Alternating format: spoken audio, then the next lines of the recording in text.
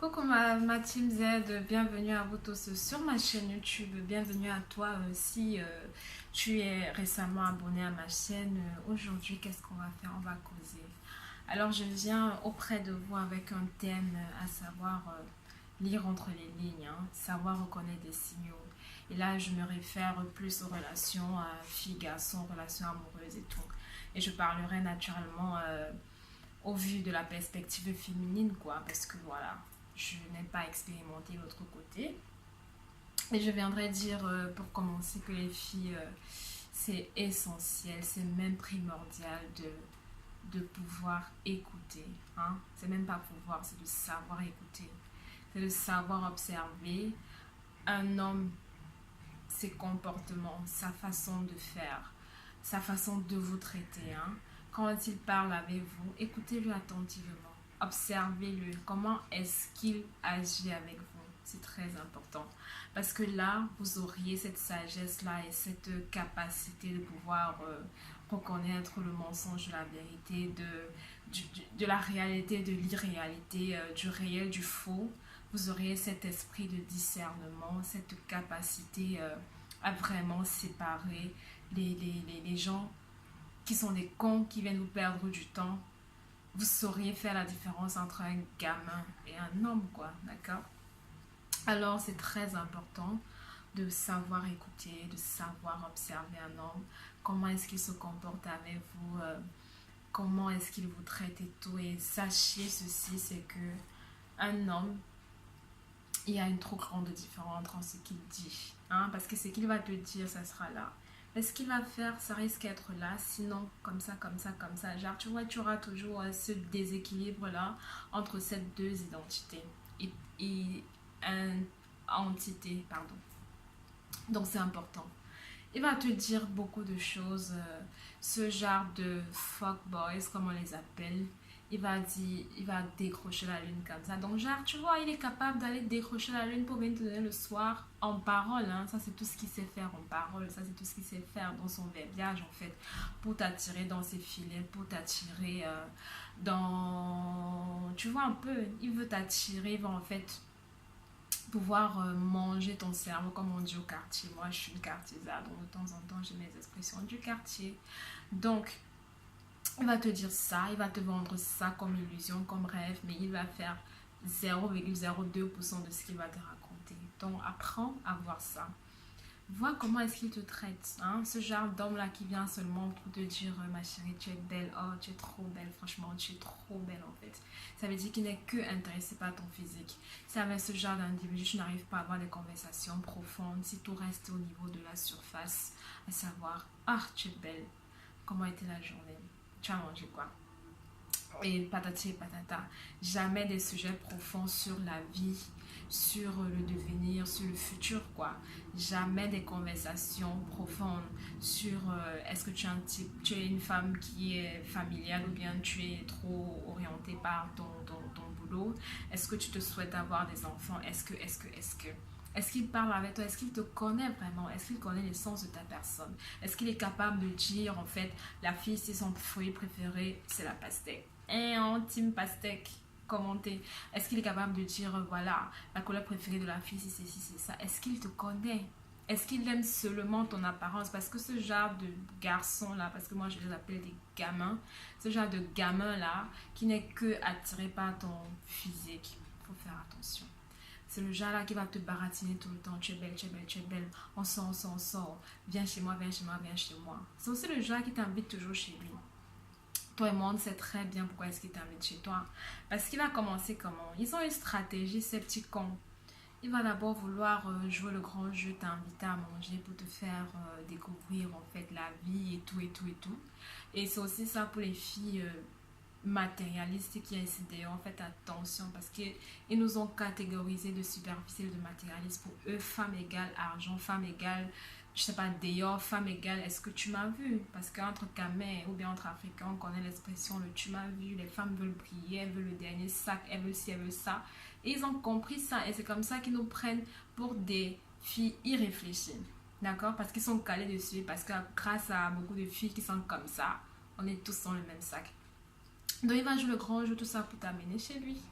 Et une fois qu'il t'a amené chez lui, une fois que vous faites ce que vous ne devez pas faire, une fois qu'il commence à te rendre accro à lui, c'est parti.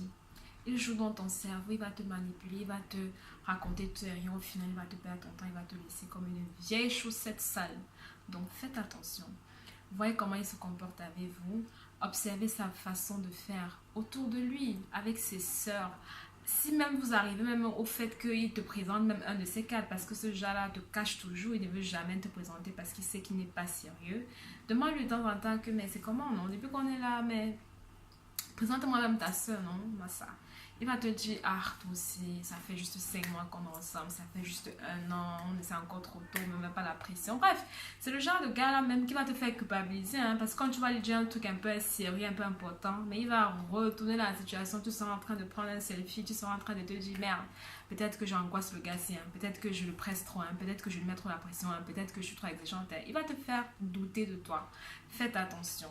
Remarquez ceux-là qui sont seulement là pour vous vendre du rêve et ceux-là vraiment qui sont là pour vous amener quelque part. Parce que l'homme là qui s'intéresse à toi va vouloir que tu sois une femme indépendante, cultivée. C'est celui-là qui sera là pour toi émotionnellement, mentalement, financièrement, qui sera là pour te motiver, qui sera là pour te booster tout le temps.